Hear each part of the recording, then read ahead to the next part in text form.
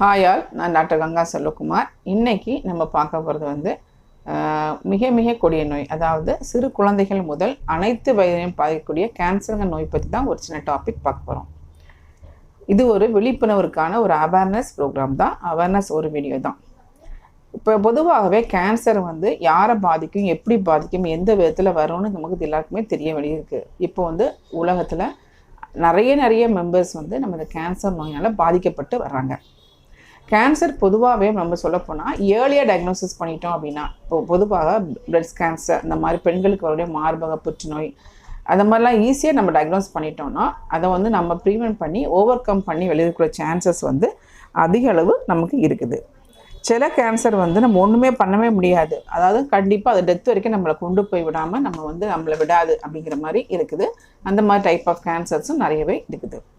இந்த கேன்சர்லேருந்து நம்ம cancer cells பொதுவாகவே எதனால் வந்து இந்த அளவுக்கு உற்பத்தி ஆகுது, என்விரான்மெண்டல் காசஸாக, நம்மளுடைய ஹெரிடிட்ரி, இப்போ அப்பா அம்மா யாருக்கோ அல்லது வந்து நம்ம அத்தைகளுக்கோ யாருக்காவது ஒரு கேன்சர் நம்மளுடைய ஃபேமிலி ஹிஸ்ட்ரி இருந்துச்சுன்னா கண்டிப்பாக நம்ம வந்து ஒரு ஸ்க்ரீனிங் டெஸ்ட் வந்து இயர்லி ஒன்ஸ் வந்து 35+ இருக்கவங்க கண்டிப்பாக அதை பண்ணிக்கிட்டே இருக்கணும். இந்த கேன்சர் செல்ஸை பார்த்தீங்க அப்படின்னா நம்மளுடைய உடம்புல நம்ம பசிக்கு எப்படி சாப்பிடுவோமோ அதே மாதிரி தான், அதாவது நமக்கு எப்படி வந்து எனர்ஜி தேவைப்படுமோ நம்ம குளுக்கோஸ் செல்ஸ் எடுத்துக்கிறோமோ இந்த கேன்சர் செல்ஸும் வந்து குளுக்கோஸ் எடுத்துக்கிறோம், குளூட்டமின் எடுத்துக்குது, ப்ரோட்டீனுங்கிற அமினோ ஆசிட்ஸ் எடுத்துக்குது, லாக்டேட்டை கூட விட்டுக்கூடாது. லாக்டேட்டை வந்து நல்லா அதிகமாக சாப்பிடுது. அதிக அளவு மெட்டபாலிக் டிமாண்ட்ஸ் அதிகமாகும் போது இந்த கேன்சர் செல்ஸ்க்கு நம்ம உடம்பு வந்து வெயிட் லாஸை சந்திக்குது. பொதுவாக இந்த கேன்சர் செல்ஸ் வந்து நம்ம பார்த்தீங்க அப்படின்னா கேன்சர் செல்ஸ் வந்து என்ன பண்ணுதுன்னா நம்ம உடம்புல இப்போ வந்து ஒரு ஒயிட் பிளட் செல்ஸ் இருக்குது, நம்மளுடைய வெள்ளை அணுக்கள் இருக்குது. வெள்ளை அணுக்கள் எதுக்குன்னா நம்ம நோய் எதிர்ப்பு சக்தி மிக முக்கியமான காரணம் வந்து வெள்ளை அணுக்கள் தான். நம்ம உடம்புல ஒரு பாக்டீரியா வரும்போது அதை வந்து போய் விழுங்கி ஃபேகோசைட்டோசிஸ்ங்கிற மூலமாக விழுங்கி அதை வந்து நம்ம உடம்பை நோய் எதிர்ப்பு சக்தி வந்து போராடி நம்மளை வந்து காப்பாற்றுது வெள்ளை அணுக்கள். இந்த மெத்தடை தான் இந்த கேன்சர் செல்லும் பயன்படுத்துது. எப்படி பயன்படுத்துதுன்னா கெனபாலிசம் என்டோசிஸ்ங்கிற மெத்தட் படி என்ன பண்ணுதான் பக்கத்தில் உள்ள செல்ஸை வந்து நல்லா ரவுண்ட் அப் பண்ணி அதை அப்படியே விழுங்கி அதை வந்து நம்ம சாப்பிடுது இந்த கேன்சர் செல்ஸ். இந்த கேன்சர்லேருந்து எப்படி நம்ம ப்ரிவெண்ட் பண்ண போகிறோங்க தான் இந்த டாபிக் நம்ம பார்க்குறோம். இந்த கேன்சரை எப்படிலாம் பார்க்கலாம் அப்படின்னா முதல்ல வந்து நம்ம வந்து ஹெல்த்தி லைஃப் ஸ்டைல்ஸ் ரொம்ப முக்கியம். அதாவது நம்மளுடைய அந்த கேன்சர் இன்டியூஸ் பண்ணுற ஸ்மோக்கிங், அல்கஹாலிசம், பாக்கு போடுற பேன்பராக் பேக் போடுறது, இந்த நிறைய ஐட்டம்ஸ் அந்த ஃபுல்லுமே நம்ம வந்து மேக்ஸிமம் அவாய்ட் பண்ணலாம். அதிக அளவு sugary beverages, bakery items, parotta items, creamy items, எக்ஸஸாக நிறைய க்ரீம் வச்சு கேக் நிறைய சாப்பிட்றது, இந்த மாதிரி ஐட்டங்கள் அதிகமாக அவாய்ட் பண்ணலாம். எக்ஸஸ் சால்ட் அதிகமாக சாப்பிட்றதையும் நம்ம வந்து குறைச்சிடலாம். முக்கியமாக பேக்டு ஃபுட்ஸ், அதாவது பொதுவாக குழந்தைகளுக்கு சொல்ல ஃப்ரூட்ஸ், அதாவது அந்த சிப்ஸ் ஐட்டம்ஸு. நானே பார்க்க நிறைய பேரண்ட்ஸ் வந்து சிப்ஸு, குர்குரோ, லேஸு நிறைய நம்ம அதிகமாக சாப்பிட்றோம். நிறைய சாப்பிட அதில் உள்ள எக்ஸ்ட்ரா சால்ட்னால நமக்கு வந்து நோய் எதிர்ப்பு சக்தி மட்டும் இல்லாமல் கேன்சரை உண்டு பண்ணக்கூடிய செல்ஸும் உற்பத்தி ஆகிற சான்ஸ் இருக்குது. அதில் வந்து ஃப்ரெஞ்ச் ஃப்ரைஸ் சாப்பிட்றது இதெல்லாம் என்ன அப்படின்னா அக்ரிலமைடுங்கிற ஒரு கெமிக்கல் இருக்கிறனால அது ஒரு கார்சினோஜெனிக், அது நமக்கு கார்சினா உண்டு பண்ணும். இப்போ சுகர் சாப்பிடாதனாலையோ நம்ம உப்பு சாப்பிடாதவங்களுக்கு கேன்சர் வராதான்னு ஒரு கேள்வி கேட்டிங்கன்னா கண்டிப்பாக அதுக்கு வந்து சான்ஸ் இல்லை. அதாவது யாருக்கு எப்படி எந்த விதத்தில் கேன்சர் ஒன்றும் நம்ம சொல்ல முடியாது.